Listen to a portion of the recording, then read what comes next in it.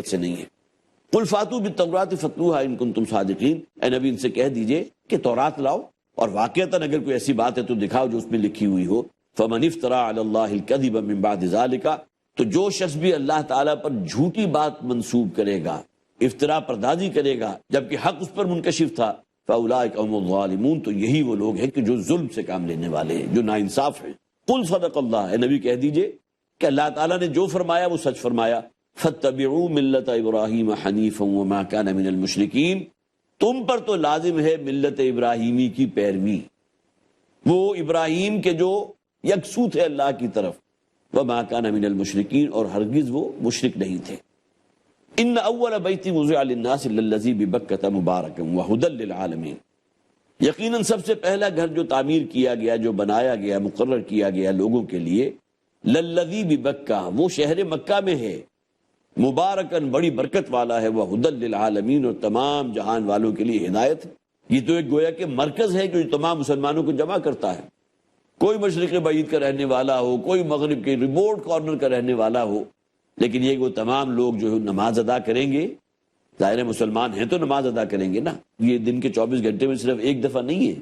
بلکہ 5 مرتبہ یہ ایکسرسائز کرنی ہے، اپنے رخ کو لازماً فولی وجہک شطر المسجد الحرام، جیسا کہ حضور کو حکم دیا گیا تھا، تحویل قبلہ کا واقعہ میں ہم پڑھ چکے، تو وہ تمام لوگ بھی اپنا رخ جو ہے اسی طرف رکھتے ہیں۔ ہدی للعالمین، تمام جہان والوں کے لیے مرکز ہے، مرکز ہدایت۔ یہ گویا کہ وہ وحدت ہے کہ جو مسلمانوں کو آپس میں جوڑتی ہے، کوئی کالا ہے، کوئی پیلا ہے، کوئی سیاہ رنگت والا ہے، کوئی سرخ و سفید رنگت والا ہے، وہاں کسی کا جو ہے کوئی تمیز نہیں ہے، تمام لوگ وہاں حاضر ہوں گے، ایک صف میں کھڑے ہو سکتے ہیں،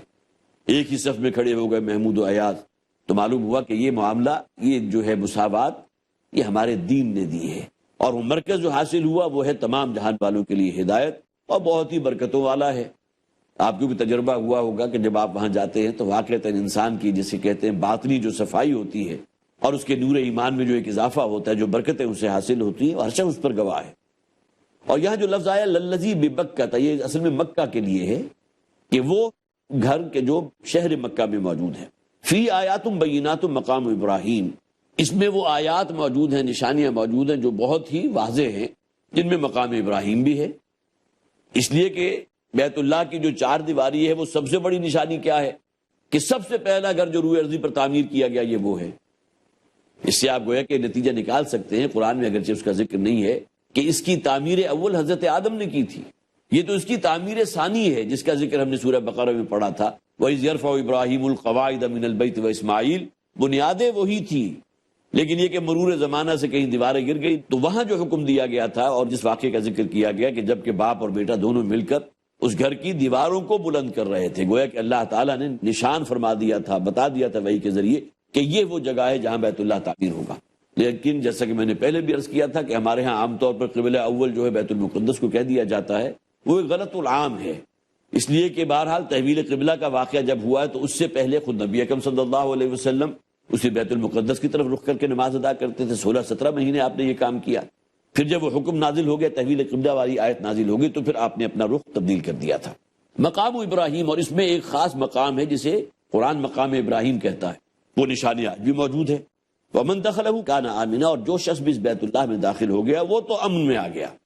اس لیے کہ یہ جہاں وہ مہینے ہیں حرمت والے، امن والے مہینے، وہیں یہ حدود حرم بھی تھی کہ جس میں اگر کوئی شخص اپنے باپ کے قاتل کو بھی دیکھ لیتا تھا تو اس کو بھی قتل نہیں کرتا تھا، اس کے اوپر بھی ہاتھ نہیں اٹھاتا تھا۔ وَلِلَّهِ عَلَى النَّاسِ حِجُّ الْبَيْتِ مَنِ اسْتَطَاعَ إِلَيْهِ سَبِيلًا، اللہ ہی کے واسطے ہے، علی الناس، لوگوں پر ہے، لوگوں پر واجب ہے، لوگوں پر فرض ہے، حج البیت من استطاع الیہ سبیلا، اس گھر کا حج کرنا، جس کو بھی اللہ تعالیٰ کی طرف سے جو ہے وہ سہولت حاصل ہو گئی، جو بھی استطاعت رکھتا ہو سفر کرنے کی۔ اس آیہ مبارکہ پر عموماً ہمارے ہاں بہت کوتاہی اور غفلت ہوتی ہے، ہم لوگ جو ہیں حج کو مؤخر کرتے ہیں اپنی زندگی کے آخری حصے کے لیے، حالانکہ یہاں جو فرمایا، بلکہ احادیث اس کے اوپر گواہ ہیں کہ جیسے ہی کوئی شخص جو ہے وہ محسوس کرے کہ اب مجھے استطاعت ہے، میں حج کر سکتا ہوں، تو اسے حج کر لینا چاہیے۔ اس کو ٹالتے رہنا، اس میں لیت و لال کرنا، اس کی تعلیق و تحقیق کرنا کہ آرام آرام سے کریں گے، جب فارغ ہو جائیں گے تمام ذمہ داریوں سے، اس سے پہلے ذرا پیسہ جمع کر لو، پلاٹس لے لو اور مکان بنا لو، ایسی بات نہیں ہونی چاہیے، بلکہ یہ کہ اگر کوئی شخص جو ہے حج کرنا چاہے تو جیسے ہی استطاعت اس کو ہو تو فوراً اس کو حج کرنا چاہیے۔ وَلِلَّهِ عَلَى النَّاسِ حِجُّ الْبَيْتِ مَنِ اسْتَطَاعَ إِلَيْهِ سَبِيلًا، جس شخص کو بھی طاقت ہو وہاں تک رسائی کی، پہنچنے کی، تو پھر یہ کہ اسے چاہیے کہ وہ حج کرے اللہ کے گھر کا. ومن کفر، اور جو شخص کفر کرے گا. اب یہاں کفر کا ایک معنی تو یہ ہے کہ جو اس پوری عبادت کا انکار کر دے. ایک یہ کفر اصل میں ناشکری کے لیے بھی آتا ہے. اللہ تعالیٰ نے استطاعت بھی دے دی، روپیہ پیسہ بھی ہے، سفر حج کر بھی سکتے ہیں، خود بیمار بھی نہیں ہے، صحت مند ہیں، مقروض بھی نہیں ہے، لیکن اس کے باوجود اگر آپ تاخیر کر رہے ہیں تو گویا کہ ناشکری کر رہے ہیں اللہ کے حکم کی. اللہ کی اتنی بڑی نعمت آپ کو حاصل ہے کہ آپ کو استطاعت ہے، روپیہ پیسہ آپ کے پاس ہے، صحت ہے، اور پیچھے گھر والوں کے لیے بھی آپ کے لیے جو ہے کوئی مشکل نہیں ہے کہ ان کے لیے زیادہ راہ چھوڑ کر جائیں. اس کے باوجود اگر حج ادا نہیں کر رہے تو گویا کہ آپ اللہ تعالیٰ کی دی ہوئی نعمتوں کی ناشکری کر رہے ہیں. تو کفر کے لفظ کو بمن کفرا صرف خالصتاً اس حج کی عبادت کا انکار کرنے والا جو ہے وہی اپنے پیش نظر نہ رکھے، بلکہ یہاں مراد وہ بھی ہے کہ جو اس میں تاخیر کرتے ہیں اور کفران نعمت کرتے ہیں. فإن اللہ غنی عن العالمین، تو وہ جان لیں کہ اللہ تعالیٰ جو ہے اسے کسی کی احتیاج نہیں ہے، وہ غنی ہے تمام جہان والوں سے. قل یا اہل الکتاب لم تکفرون بآیات اللہ، اے نبی کہہ دیجئے اے کتاب والو، مراد کون لوگ ہیں؟ یہود و نصارہ. لم تکفرون بآیات اللہ، تم اللہ تعالیٰ کی آیات کا کیوں کفر کرتے ہو؟ واللہ شہید علی ما تعملون، اور اللہ تعالیٰ تو گواہ ہے تمہارے ایک ایک عمل پر جو تم کر رہے ہو. یہ آیت مبارکہ بھی جاری رہے گی. ملاقات ہوتی ہے تھوڑے ایک وقفے کے بعد. السلام علیکم ورحمۃ اللہ وبرکاتہ.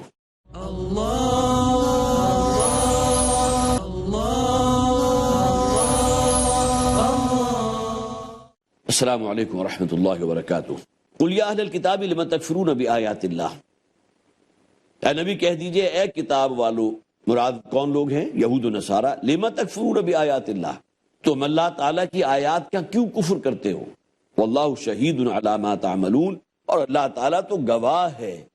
تمہارے ایک ایک عمل پر جو تم کر رہے ہو. قل یا اہل الکتاب لم تصدون عن سبیل اللہ. دیکھیے وہی جرائم، ایک تو کتمان حق والا جرم، پھر یہ کہ اللہ تعالیٰ نے جو انعامات و احسانات اس قوم پر کیے تھے، حد درجے ناہنجار اور حد درجے ناشکری قوم. ایک وادی میں سے گزرے ہیں اور وہاں دیکھا کہ کچھ لوگ جو ہے کوئی بت پرستی کر رہے تھے، تو حضرت موسیٰ علیہ السلام سے مخاطب ہو کر کہا موسیٰ ہمارے لیے بھی کوئی اسی قسم کا بت بنا دو، خو کرے پے کرے محسوس ہے انسان کی نظر، تاکہ ہمارے سامنے کوئی مجسمہ ہوگا تو ہمارے اندر دھیان پیدا ہوگا، ہم جو ہے پوری توجہ کے ساتھ ہم اس کو نہیں پوجیں گے، ہم پوجیں گے اللہ کو. لیکن کوئی ظاہری شے کوئی اگر سامنے ہوگی تو ہماری کنسنٹریشن میں اضافہ ہو جائے گا، جیسا کہ ہوا کرتا ہے عام طور پر. حضرت نوح علیہ السلام کے حوالے سے یہ بات جو ہے تفاسیر میں لکھی ہوئی ہے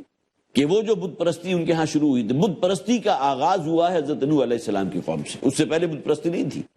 بلکہ کچھ لوگ جو ہے تصویریں بنا لیا کرتے تھے، کچھ شبیہ بنا لیا کرتے تھے اور انہی کے سامنے ہاتھ جوڑ کر کھڑے ہو جاتے تھے. جب ان لوگوں سے پوچھا جاتا تھا کہ جنہوں نے بت بنا لیے اور ان کو سمجھتے ہیں ہمارے حاجت روا بھی ہیں، مشکل کشا بھی ہیں اور ہماری ضرورتیں بھی پوری کریں گے، یہی ہمیں جو ہے اولاد نرینہ عطا کریں گے، تو ان سے کہا جاتا ہے یہ کیا کر رہے ہو تم؟ اللہ کے ساتھ شرک کر رہے. تو کہتے ہیں ہم ان سے کچھ کہہ رہے ہیں، ہم انہیں نہیں پوج رہے، بلکہ یہ تو اصل میں مورتیاں ہیں، ہمارے آباء و اجداد جو یہاں سے ہو گزرے، جو اللہ والے لوگ تھے، ان کی کچھ شبیہیں ہم نے بنا لی ہیں، انہی کی تصویریں بھی ہیں اور انہی کی مورتیاں بھی ہیں. ہم صرف یہ ہے کہ ان کو جب دیکھتے ہیں تو ہمیں اللہ یاد آ جاتا ہے، ہم مانگتے اللہ ہی سے ہیں، لیکن یہ کہ ان کے سامنے جو ہے ہمیں کھڑے ہو کر کوئی خاص ایک لطف حاصل ہوتا ہے. تو یہ معاملہ کیا تھا بنی اسرائیل نے. حضرت موسیٰ علیہ السلام سے کہا کہ ہمارے لیے بھی اسی قسم کا ایک بت بنا دو، اور پھر حضرت موسیٰ علیہ السلام نے ظاہر ہے اس کے اوپر انہیں ڈانٹا کہ تم پر اللہ کے جو انعامات و احسانات ہوئے ہیں اس کی یہ ناشکری کر رہے ہو. تو یہ ان کے جرائم. قل یا اہل الکتاب لم تصدون عن سبیل اللہ من آمن، اے نبی کہہ دیجئے اے کتاب والو، اہل کتاب، کیوں روکتے ہو اللہ کے رستے سے اس شخص کو جو ایمان لے آیا؟ تبغونہا عوجا، کیا تم اس کے اندر کوئی کجی تلاش کر رہے ہو یا کجی کے رستے پر اسے ڈالنا چاہتے ہو؟ وانتم شہداء، جبکہ تم خوب گواہ ہو. اب ان یہودیوں کی اپنی اولاد میں سے، جیسا کہ میں نے واقعہ بھی آپ کے سامنے سنایا تھا کہ ایک بیٹے نے کہا تھا کہ ہماری کتابوں میں لکھا ہوا ہے، ان یہودیوں کی اولاد میں سے اگر کوئی آگے بڑھنا چاہے اور حضور پر ایمان لانا چاہے تو اس کے جو رستے میں روڑے اٹکاتے تھے، اس پر جو ہے تعذیب کرتے تھے، پرسیکیوٹ کرتے تھے. تو فرمایا گیا کہ جو ایمان لانا چاہتے ہو کیوں روکتے ہو اس کے رستے سے؟ تبغونہا عوجا، تم اس کو کج رستے پر ڈالنا چاہتے ہو. وانتم شہداء، جبکہ تم خود گواہ ہو کہ بات وہی ہے کہ جو حق ہے اور ہماری تورات میں موجود ہے اور جس کی روشنی میں خوب پہچان چکے ہیں حضور کو. وما اللہ بغافل عما تعملون، اور اللہ تعالیٰ غافل نہیں ہے جو کچھ تم کرتے ہو. یا ایھا الذین آمنوا ان تطیعوا فریقا من الذین اوتوا الکتاب، اہل ایمان اگر کہیں تم کہنا مان جاؤ یا باتوں میں آ جاؤ ایک گروہ کے یا ایک فرقے کے ان لوگوں میں سے کہ جو اہل کتاب تھے، جنہیں کتاب دی گئی تھی، یردوکم بعد ایمانکم، ان کی چکنی چپڑی جو باتیں ہیں، ان کی جو لالچ ہے، جس طرح ٹیمپٹیشن کے سامنے رکھ رہے ہیں یا کوئی دھمکیاں دے رہے ہیں، اس کے زیر اثر کہیں ایسا معاملہ نہ ہو کہ پھر یہ جو ہے تم ان کے رستے کے اوپر آ جاؤ. یردوکم بعد ایمانکم کافرین، اس لیے کہ ان کی تو دلی خواہش یہی ہے کہ تمہیں واپس جو ہے اسی رستے پر لے آئیں جو کافروں کا رستہ تھا. وَكَيْفَ تَكْفُرُونَ وَأَنْتُمْ تُتْلَىٰ عَلَيْكُمْ آیَاتُ اللَّهِ، اور اے مسلمانوں تم کیوں کر کفر کر سکتے ہو جبکہ تمہیں اللہ تعالیٰ کی آیات پڑھ کر سنائی جا رہی ہے. ایمان پیدا ہوتا ہے تو قرآن حکیم کی تلاوت سے ہوتا ہے، اس پر غور و فکر کرنے سے ہوتا ہے، اس کو سمجھنے سے ہوتا ہے. تم پر تو صبح و شام جو ہے قرآن کی آیات تلاوت کی جاتی ہیں، اللہ کے رسول بتاتے ہیں آج یہ وہی مجھ پر نازل ہوئی، اور وہ سننے کے بعد تمہارے ایمانی جذبات کو جلا حاصل ہوتی ہے، تمہارے اندر مزید ایمان پیدا ہوتا ہے. وَفِيكُمْ رَسُولُهُ، اور تمہارے درمیان تو نبی اکرم صلی اللہ علیہ وسلم کی ذات مبارکہ بنفس نفیس موجود ہے. گویا کہ ایمان کی ایک بہت بڑی فرنس حضور صلی اللہ علیہ وسلم کی ذات کی شکل میں موجود تھی. جس طرح آج بھی آپ کو تجربہ ہے، اللہ والوں کی نیک لوگوں کی صحبت اختیار کیجئے، ان کی معیت میں وقت گزاریے، تو آپ محسوس کریں گے کہ آپ کے ایمانی جذبات کو جلا حاصل ہو رہی ہے، ایمان میں اضافہ ہو رہا ہے. عمل کرنے کے لیے انسان کے اندر ترغیب پیدا ہوتی ہے. سیرت کا مطالعہ کیجئے، سیرت صحابہ کا مطالعہ کیجئے، قرآن حکیم کی گہرائی میں اتر کر غور کیجئے. وَإِذَا تُلِيَتْ عَلَيْهِمْ آيَاتُهُ زَادَتْهُمْ ایمانا، قرآن خود گواہ ہے اس بات پر، جب ان پر ہماری آیات پڑھ کر انہیں سنائی جاتی ہیں، تلاوت کی جاتی ہے، تو ان کے ایمانی جذبات میں بڑا اضافہ ہو جاتا ہے. اور جیسا کہ 7ویں پارے کا آغاز ہوا کہ جب وہ سنتے ہیں وہ شے کہ جو ان پر نازل کی گئی تھی یا رسول پر نازل کی گئی، تو ان کی آنکھوں سے آنسو روا ہو جاتے ہیں. اس لیے کہ جہنم کا ذکر آتا ہے تو پناہ مانگتے ہیں اللہ کی، اے پروردگار اس برے ٹھکانے سے ہمیں بچا. جنت کا ذکر آتا ہے تو دعا کرتے ہیں اللہ کے حضور، اے پروردگار ہمیں وہاں پہنچا دے، ہمیں توفیق عطا فرما کہ ہم راہ راست پر رہیں، سیدھے رستے پر رہیں، وہ اعمال کریں کہ جس سے تو بھی خوش ہو اور ہمیں جنت بھی حاصل ہو جائے. وَكَيْفَ تَكْفُرُونَ وَأَنْتُمْ تُتْلَىٰ عَلَيْكُمْ آیَاتُ اللَّهِ، تم کیسے کفر کر سکتے ہو جبکہ تم پر قرآن حکیم کی آیات پڑھ کر سنائی جاتی ہیں، تم پر تلاوت کی جاتی ہے. وَفِيكُمْ رَسُولُهُ، اور تمہارے درمیان اللہ کے رسول موجود ہیں جن کی صحبت اور جن کی معیت میں تمہارے ایمان کی کیفیت میں کیا اضافہ ہوتا ہے. بڑا خوبصورت واقعہ ہے سیرت کا، سن لیجئے. حضرت حنظلہ رضی اللہ تعالی عنہ مدینہ کے رہنے والے تھے اور بہت ہی جسے آپ کہیے فقراء درویش صحابہ میں ان کا مقام ہے. ایک موقع پر وہ اپنے گھر سے نکلے اور ان کی زبان کے اوپر یہ کلمہ تھا، نافق حنظلہ نافق حنظلہ نافق حنظلہ، مسلسل یہ کہتے جا رہے ہیں اور حضور کی خدمت میں حاضر ہونا چاہتے ہیں. اپنے گھر سے نکلے مسجد نبوی کی طرف، رستے میں ابو بکر صدیق رضی اللہ تعالیٰ عنہ سے ملاقات ہو گئی. اب انہوں نے بھی حضرت حنظلہ کو دیکھا تو اسی کیفیت میں دیکھا، یہ بار بار جو ہے ریپیٹ کر رہے ہیں، نافق حنظلہ، حنظلہ منافق ہو گیا، حنظلہ منافق ہو گیا، حنظلہ منافق ہو گیا، اور کسی طرح نہیں رک رہے. گویا کہ اس بات کو اس درجے اعادے کے ساتھ کہہ رہے ہیں کہ اس کے درمیان میں کہیں رک ہی نہیں رہے. حضرت ابو بکر نے پوچھا، حنظلہ کیا معاملہ ہوا؟ بعض اوقات ہوتا ہے حالت جذب کے اندر انسان کی کیفیت ایسی ہو جاتی ہے کہ جو دوسرے دیکھنے والے جو ہیں انہیں بڑی اب نارمل لگتی ہے. تو حضرت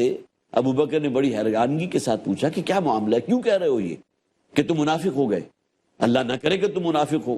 تو اس پر حضرت حنظلہ نے یہ کہا کہ میں یہ محسوس کر رہا ہوں. اس سے پہلے فرض کیجئے کہ ان کا ذہن اس طرف نہیں گیا، اچانک ان کا ذہن گیا کہ میں نے یہ محسوس کیا ہے کہ جب تک اللہ کے رسول کی معیت اور ان کی صحبت میں ہوتا ہوں تو میرے دل کے اندر اس دنیا و ما فیہا کی وقت بالکل زیرو ہو جاتی ہے. اصل زندگی تو آخرت کی زندگی ہے. ان الدار الآخرۃ لہی الحیوان، اصل رہنے کی جگہ تو آخرت کی زندگی ہے. اس کے لیے کمائی کرو، اس کے لیے نیکیاں کماؤ، اس کے لیے جہاد اور قتال کرو. اور جب میں حضور کی صحبت سے نکل کر باہر آتا ہوں تو وہ کیفیت نہیں رہتی، اپنے گھر بار کے اندر مصروف ہو گیا، بیوی بچوں کی ذمہ داریاں ہیں،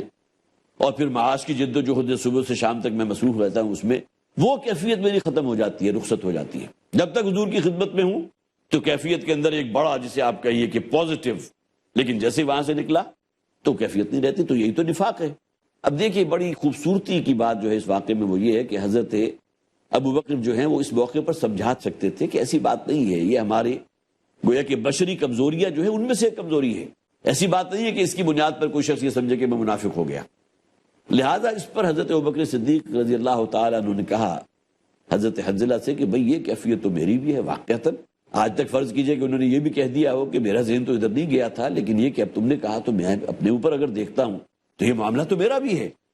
میں بھی جب حضور کی خدمت میں موجود ہوتا ہوں، آپ کی صحبت سے استفادہ کرتا ہوں، تو میری ایمانی کیفیت جو ہے بام عروج کو پہنچی ہوتی ہے. یہ اصل میں وہ ہوتی ہے جسے آپ کہتے ہیں ان سین ویوز ہیں کہ جو انسان کی شخصیت سے نکلتی ہیں. اللہ والوں کی صحبت اختیار کیجئے، آپ کے ایمان میں اضافہ ہوگا. اور ان اللہ والوں میں سب سے ٹاپ پر ہیں اللہ کے رسول صلی اللہ علیہ وسلم.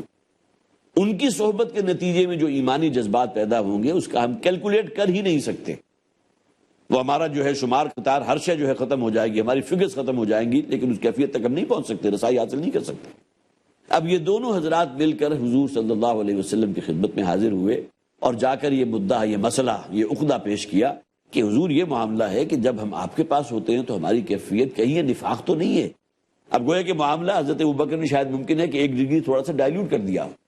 ٹھیک ہے اگر منافقت ہے تو پھر تو ہمیں اپنی اصلاح کر لینی چاہیے، ہمیں زیادہ سے زیادہ وقت آپ کی صحبت میں گزارنا چاہیے، زیادہ سے زیادہ بھی گزار لیں گے تب بھی جب ہم گھر والوں میں جائیں گے، اپنے معاشی بندھن کے اندر جو ہے کہیں جکڑے جائیں گے تو پھر وہ کیفیت نہیں رہے گی۔ تو حضور نے فرمایا یہی ایمان کی نشانی ہے کہ جب تم اللہ والوں کی صحبت اختیار کرتے ہو، اور خاص طور پر ان دونوں سے یہ کہا ہوگا کہ جب تم میرے پاس آتے ہو تو تم محسوس کرتے ہو کہ تمہارے ایمان میں بہت اضافہ ہو گیا، تو یہی تو ایمان کی نشانی ہے۔ اور اگلے الفاظ نوٹ کیجئے، حضور نے فرمایا کہ اگر ایسا نہ ہو اور تمہاری یہ کیفیت جو میری صحبت میں ہوتی ہے ہمیشہ رہے، پھر تو فرشتے تم سے آ کر تمہارے بستروں پر مصافحہ کرنے کو اپنے لیے بڑی سعادت سمجھیں گے۔ اب یہ ہے وہ بلند ترین مقام۔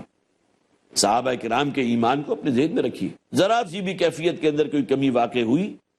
تو معلوم ہوا کہ فوراً یہ جو ہے دغدغہ اور شک و شبہ پیدا ہو گیا کہ کہیں ایسا نہ ہو کہ دولت ایمانی ہم سے رخصت ہو جائے، کہیں ہمارے اندر نفاق پیدا ہو جائے، جس کا عملی ایک منظر سامنے بھی آ گیا اس واقعے میں کہ حضرت حنظلہ جب گھر سے نکلے تو نافق حنظلہ نافق حنظلہ مسلسل یہ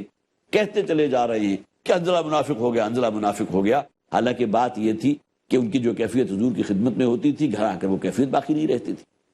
تو وفیکم رسول، تمہارے درمیان تو اللہ کے رسول موجود ہیں، ان کی صحبت کی وجہ سے، ان سے استفادے کی وجہ سے جو ایمانی کیفیت، ایمان میں جو بہار آتی ہے، وَمَن يَعْتَصِم بِاللَّهِ فَقَدْ هُدِيَ إِلَىٰ صِرَاطٍ مُسْتَقِيمٍ، اور جو شخص بھی اللہ کے ساتھ اپنے تعلق کو وابستہ کر لیتا ہے، اور اللہ کے ساتھ تعلق کو وابستہ کرنے سے مراد کیا ہے، اگلی آیت میں بیان ہو جائے گا کہ وہ حبل اللہ ہے، وہ اللہ کی ایک رسی ہے جو آسمان سے زمین تک تنی ہوئی ہے، اور یہ قرآن حکیم ہے جسے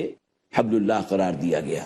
نبی اکرم صلی اللہ علیہ وسلم کی ایک بڑی طویل حدیث ہے جس میں حضور نے فرمایا تھا اس قرآن کے بارے میں، هو حبل اللہ المتین وهو الذکر الحکیم وهو الصراط المستقیم، یہ قرآن اللہ کی مضبوط رسی، یہی ہے بہت حکمت بھرا ذکر، اور یہی وہ راستہ ہے صراط مستقیم جس کی دعا مانگتے ہیں ہم میں سے ہر شخص کھڑے ہو کر مانگتا ہے جو بھی مسلمان ہے، نماز ادا کرتا ہے، اہدنا الصراط المستقیم وهو الصراط المستقیم، یہ ہے قرآن جو صراط مستقیم ہے۔ تو فرمایا وَمَن يَعْتَصِم بِاللَّهِ، جو شخص بھی اللہ کے ساتھ چمٹ جائے، فَقَدْ هُدِيَ إِلَىٰ صِرَاطٍ مستقیم، تو یقیناً یہ وہ شخص ہے کہ جو اب راہ ہدایت پر آ چکا ہے، وہ اس سیدھے راستے پر ہے جو اسے کامیابی تک اور فوز و فلاح تک پہنچا دے گا۔ اللہ تعالی ہمیں اسی راستے کا راہی بنائے، ہماری منزل اللہ کی رضا ہو اور جنت کا حصول ہو۔ بارک اللہ لی ولکم فی القرآن العظیم ونفعنی وإیاکم بالآیات والذکر الحکیم۔ اللہ اللہ